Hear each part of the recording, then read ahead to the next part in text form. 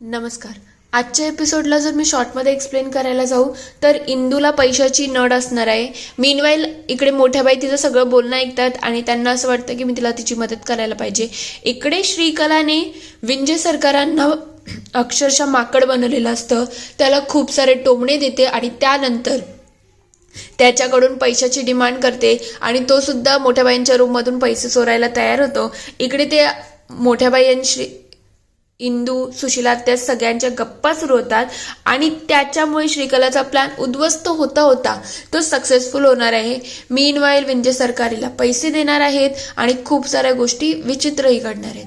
चला बघूया डिटेलमध्ये आजच्या एपिसोडमध्ये काय काय घडले. नमस्कार. आजच्या भागात आपण बघणार आहोत इकडे इंद्रायणी फोनवरती बोलत असते तेव्हा ती म्हणते, मला माहिती आहे की आता पैशाची गरज आहे, पण मी काय करू, माझ्याकडे एवढे पैसे आता नाही आहेत. मी एक काम करते, लवकरात लवकर तुमच्यासाठी पैसे गोळा करते आणि जसेच पैसे गोळा झाले ना की मी तुम्हाला कळवते.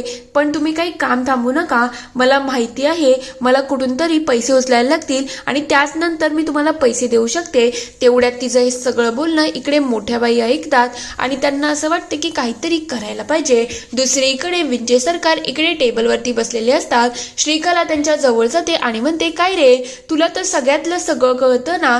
खरं म्हटलं तर तू या घरचा ऐत खाऊ जावई आहेस. सगळीकडे भिकाऱ्यासारखं तुझं तोंड वाचलेलंच असतं ना. पण आता तुला एक महत्वाचं काम करायचं आहे. मला पैशांची गरज आहे. मग आता तू माझ्यासाठी पैसे गोळा करशील, तेही लवकरात लवकर. तेव्हा तो मान हलवतो. ते बघता श्रीकला म्हणायला लागते, काय मान हलवते, मी जे सांगते ते तुला व्यवस्थित करायला पाहिजे. मला तू पैसे कुठून आणून देशील ते मला सांग. तेव्हा तो म्हणतो, कसं आहे माहिती का, आता मी सासूबाईंच्या रूममध्ये जाईल, त्यांच्या रूममध्ये पैसे आहेत ते घेऊन वापस येऊन जाईल. तेव्हा ते विचारते, ते पैसे कोणाला देणार आहेस. तेव्हा तो म्हणतो, ते तुम्हाला मी पैसे देणार आहे ना. तेव्हा ती म्हणते, ठीक आहे, असं चोख काम व्हायला पाहिजे, कोणत्याही प्रकारची चूक होता कामा नये. मी माझ्या रूममधून तुझ्यावरती वॉच ठेवते, म्हणून लवकरच मला पैसे आणून द्यायचे. विंजे सरकार त्या टेबलवरून खाली उतरतात आणि त्यांच्या कामाला लागतात. दुसरीकडे मोठ्या बाई म्हणत असतात, काय झालं ग, सगळं ठीक तर आहे ना. तेव्हा ती म्हणते, हो, पण मोठ्या बाई थोडी पैशाची नड आहे. तेव्हा ते म्हणतात, ठीक आहे, तुझ्या शाळेसाठी पैसा पाहिजे ना, मी तुला पैसे द्यायला तयार आहे. तशीच माझी सुनबाई खूप चांगलं काम करते ना, गावासाठी शाळा ओपन करते, मग तिची तर मी मदत करायलाच पाहिजे ना. तेव्हा इंदू म्हणते, खरंच मोठ्या बाई, तुमचे किती आभार मानू मला तेच कळत नाही आहे. तुम्ही शाळेसाठी मदत करताय ही खरंच खूप मोठी गोष्ट आहे. तेव्हा ते म्हणतात, खरंच माझी सुनबाई चांगलीच आहे आणि त्यामध्ये एवढी काही मोठी गोष्ट नाही. त्या लगेच इंदूच्या चेहऱ्यावरून मायेने हात फिरवतात आणि हे बघून इंदूलाही फार बरं वाटत असतं. दुसरीकडे श्रीकला इकडे विंजे सरकारांवरती बारीक लक्ष ठेवत असतो. तेवढ्यात तो मोठ्या बाईंच्या रूमच्या आतमध्ये जातो. ते बघता श्रीकला खूप आनंदी असते आणि तेवढ्यात तिचं लक्ष जातं की इकडे मोठ्या बाई आणि इंदू सुद्धा तिकडे जात आहेत. ती घाबरते आणि विचार करायला लागते, मी त्यांना अडू का, नाही तर माझ्या सगळ्या प्लॅनवरती पाणी फिरू शकते. मोठ्या बाई असं ती आवाज देईलच. तेवढ्यात मागून सुशिला त्यांचा आवाज येतो आणि त्या म्हणायला लागतात, मोठ्या बाई. तेव्हा मोठ्या बाई म्हणतात, काय ग, तुला किती वेळा मी सांगितलं आहे ना, असा मागून आवाज द्यायचा नाही, काय बोलायचं आहे ते सरळ बोल ना. तेव्हा ती म्हणते, मोठ्या बाई, तुम्ही जशी सांगितली होती ना तशी मी भोपळ्याची खीर तर बनवायला घेतली आहे, पण तो भोपळा आहे ना तो शिजतच नाही. तेव्हा मोठ्या बाई म्हणतात, तू काही ना काही माती खायची तुला सवयच आहे ना. इंदे बघ, तुझी आत्या एकही काम नीट करू शकत नाही, सगळ्या कामामध्ये लापरवाही तर हिला सवयचीच आहे. तेव्हा त्या म्हणायला लागतं, तसं नाही मोठ्या बाई, तुम्ही जसं सांगितलं होतं तसंच मी सगळं केलं आहे, पण तरी सुद्धा ती खीर काही बरोबर होत नाही आणि भोपळाही शिजत नाही, सांगा ना काय करू. तेव्हा मोठ्या बाई म्हणतात, मी जसं सांगितलं होतं तसंच केलं असतं ना तर असं काही घडलंच नसतं. खरं म्हणजे ही कधीच माझ्यासारखी सुगरण होऊ शकत नाही. तेव्हा इंदू म्हणायला लागते, मोठ्या बाई, तुम्ही तर खरंच खूप सुगरण आहात, पण आता आत्याची चूक तुम्हालाच निस्तरायला लागेल ना, चला ना जरा निस्तरून तर द्या. तेव्हा मोठ्या बाई म्हणतात, तुम्ही माझ्या चांगुलपणाचा जरा जास्तच फायदा घेता, पण ठीक आहे. आपल्या घरचं काम आहे असं अर्धवट सोडून काही चालणार नाही. चल चल सुशीला, मी तुला दाखवते. हे बघितल्यानंतर इकडे श्रीकलाच्या जीवामध्ये जीव आलेला असतो. तेवढ्यात तिथून मागून विंजे सरकार येतो. ते बघता श्रीकला लगेच त्याच्या जवळ जाते आणि म्हणायला लागते, कोणी तुला बघितलं तर नाही ना, आणि मी जसं सांगितलं आहे तसंच तू केलं आहे ना. तेव्हा तो म्हणतो हो. ती लगेच पैसे बघायला लागते आणि म्हणायला लागते, फायनली आता मला पैसे मिळाले. विंजे सरकार तिच्याकडे बघतच राहिलेले असतात. तेव्हा श्रीकला म्हणते, तुला सगळ्यातलं सगळं कळतं ना, पण आता तू जे काही केलं आहे ना ते तुला विसरून जायचं आहे. चल निघ आता इथून, काहीच डोक्यामध्ये नाही ठेवायचं हा. विंजे सरकार लगेच तिथून निघून जात असतात आणि श्रीकला सुद्धा तिचे पैसे घेऊन तिथून पळून जाते, कारण की इकडून मागून मोठ्या बाई आणि इंद्रायणी आलेले असतात. तेव्हा मोठ्या बाई म्हणतात, हे बघ, भोपळ्याला ना असं किसायचं असतं आणि पहिले साखर टाकली ना तर भोपळाही नीट शिजत नाही आणि नाही ती साखर व्यवस्थित विरघळते. त्याच्यामुळे पहिले भोपळ्याला व्यवस्थित भाजून घ्यायचं आणि त्यानंतरच बाकीचं काम करायचं आहे. तेव्हा इंदू म्हणते, ठीक आहे मोठ्या बाई, त्यात काहीच मोठी गोष्ट नाही. इकडे श्रीकला त्यांच्या बोलण्याकडे बारीक लक्ष ठेवून असते. तेव्हा मोठ्या बाई म्हणतात, चल ग, मी तुला पैसे देते. तेव्हा इंदू म्हणायला लागते, मोठ्या बाई तुम्ही पुढे व्हा ना, मला दुधावरती झाकण ठेवायचं आहे. मोठ्या बाई लगेच तिथून निघून जातात. तेव्हा श्रीकला विचार करते, अच्छा हे पैसे का? हे पैसे तर आता माझे झाले आहेत, कोणाला हे पैसे भेटूच शकत नाही. मोठ्या बाई रूम मध्ये जातात आणि चावी घेऊन ड्रॉवर जसंच ओपन करतात ना तसंच त्यांच्या चेहऱ्याचा रंग उडून जातो की याच्यामध्ये पैसेच नाही आहेत. त्यानंतर ते खालचं ड्रॉवर सुद्धा चेक करतात, पण तिथे सुद्धा पैसे सापडत नाही. ते पूर्ण रूम चेक करतात पण पैसे कुठेच नसतात. तेवढ्यात तिथे इंदू येते आणि म्हणते, मोठ्या बाई पैसे. तेव्हा ते म्हणतात, अगं इंदे, मी सगळीकडे चेक केलं पण मला पैसे कुठेच सापडत नाही आहे. मला आठवतंय जावई बापूंनी माझ्याकडे पैशाचा एनव्हलप दिला आणि तो मी लॉकरमध्येच ठेवला होता, पण आता पैसे कुठेच दिसत नाही. तेव्हा इंदू म्हणते, घरामध्ये कोणी आलं सुद्धा नाही, मग पैसे जाऊच कुठे शकतात? मला नाही वाटत मोठे बाई कुठे पैसे गेले आहेत, आपण शोधूया ना. तेव्हा ते म्हणतात, मी सगळं शोधलं आहे, पैसे कुठेच नाही आहेत. घरामध्ये चोरी झाली आहे, घरात चोरी झाली, कोणी आहे का? तेवढ्यात सगळेजण घराच्या बाहेर येतात आणि विचारायला लागतात, काय झालं? मोठ्या बाई सांगायला लागतात, माझ्या रूममधून काही पैसे चोरी गेले आहेत. तेवढ्यात श्रीकला सुद्धा येते आणि त्यांचा हा सगळा तमाशा ती लांबूनच एन्जॉय करत असतात. तेव्हा अध्यक्षच म्हणतो, आई काय झालं आहे ते सांगते का? तेव्हा मोठ्या बाई म्हणतात, हो, मी आता इंदीला गरज होती त्याच्यामुळे तिच्यासाठी थोडे पैसे काढायला गेली होती. जसंच मी ड्रॉवरमध्ये बघते तर ड्रॉवरमधून माझे पैसे गायब झाले आहेत. आपल्या घरामध्ये चाललं तरी काय आहे, येऊन जाऊन पैसे चोरी होतात, दागिने चोरी होतात, मला तर समजतच नाही काय झालं आहे.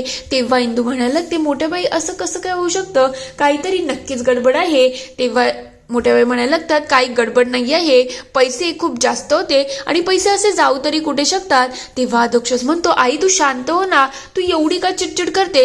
तेव्हा ते म्हणतात, तुला काय वाटलं छोटी रक्कम आहे का? एकावरती 5 शून्य एवढी मोठी रक्कम आहे आणि ती रक्कम घरातून चोरी होणं छोटी गोष्ट वाटते का? तेव्हा तो विचारतो, पण आई एवढे पैसे तुझ्याकडे आले कसे? तेव्हा ते सांगायला लागतात, अगं मंगल कार्यालयाचा ऍडव्हान्स आला होता आणि तेच पैसे होते. मी विचार केला इंदूला देते, पण आता ते पैसेच गायब आहेत. ही एवढी मोठी चोरी आपल्या घरामधून होऊच कशी शकते? घरामध्ये कोणी आलं नाही, कोणी गेलं नाही, मग पैसेंना काही पाय बी फुटलं का?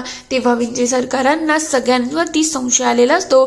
तेव्हा अध्यक्षच विचारायला लागतो, मला एक सांगाई, पैसे कोणी कोणी होते आणि हे कोणाला माहिती होतं? तेव्हा ते म्हणतात, फक्त जावई बापूंनाच माहिती होतं की पैसे आहेत. तेवढ्यात सगळेजण नारायणीताईला विचारायला लागतात की जावई बापू कुठे आहेत?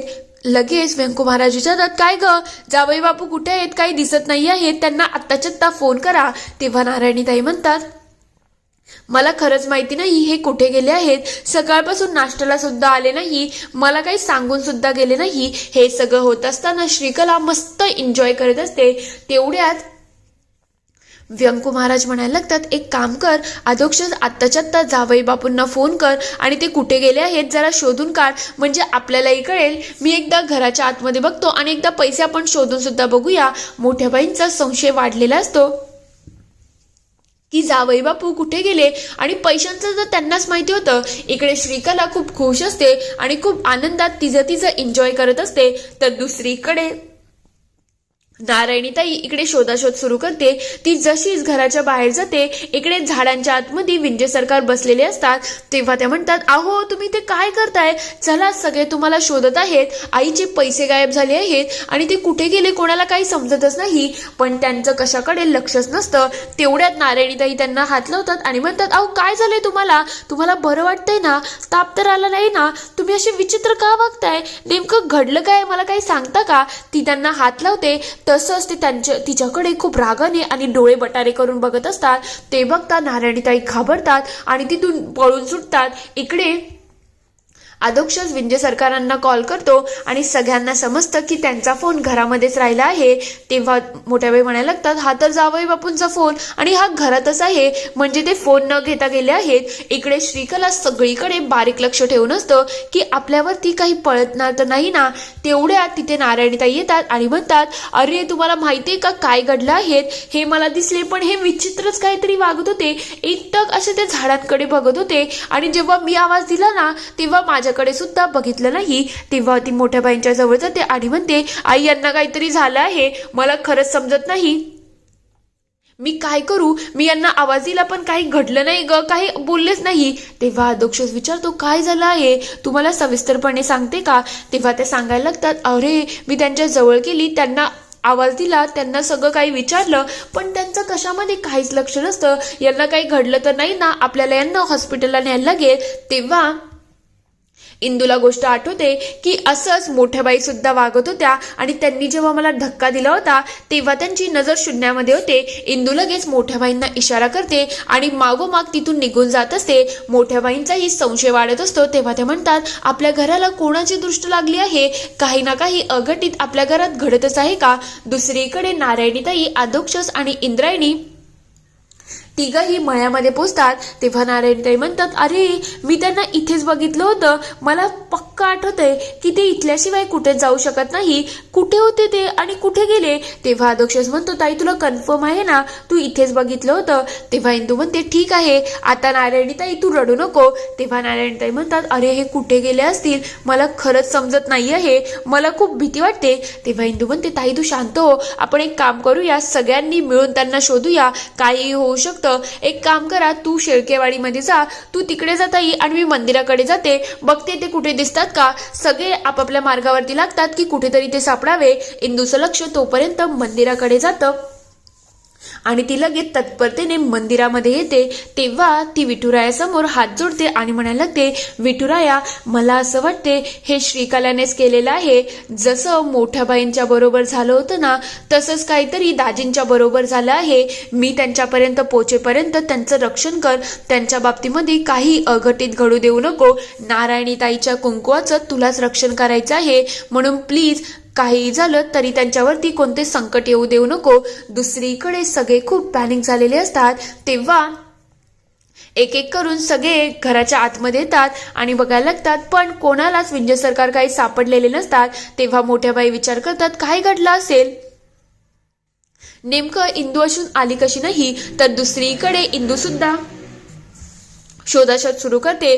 तेवढ्यात ती दाराच्या मागे जाते तर तिथे विंजे सरकार एकटक डोळ्याला नजर लावून बसलेले असतात. त्यांचं काही लक्षच नसतं. इंदू त्यांना आवाज देते आणि म्हणते, दाजी तुम्ही इथे काय करताय, सगळे तुम्हाला शोधताय, काय झालं तुम्हाला, तुम्ही ठीक तर आहेत ना. इकडे मोठ्या बाई विचार करतात, इंदू आली नाही म्हणजे नक्कीच काहीतरी गडबड झालं आहे, आपल्याला तिच्या मार्गावरती जायला पाहिजे. तेवढ्यात इकडे इंदू विंजे सरकारांना आवाज देते आणि म्हणते, चला ना दाजी घरी चला. तेवढ्यात त्यांना जाग येते आणि ते इंदूवरती अक्षरशः वार करतात. इंदूच्या जीवावरती वार झालेला असतो. त्यांनी इंदूचा घसा धरून तो पूर्णपणे दाबून टाकलेला असतो. इथे हा पूर्ण एपिसोड संपतो. आता खरं म्हटलं तर इंदूवरती पुन्हा एकदा संकट आलं आहे. खरंच ती या संकटांवरती मात करू शकेल की नाही, तुम्हाला काय वाटतं ती मला कमेंटमध्ये नक्की कळवा. व्हिडिओ आवडला असेल तर लाईक, शेअर, सबस्क्राईब करायला विसरू नका. Thank you for watching.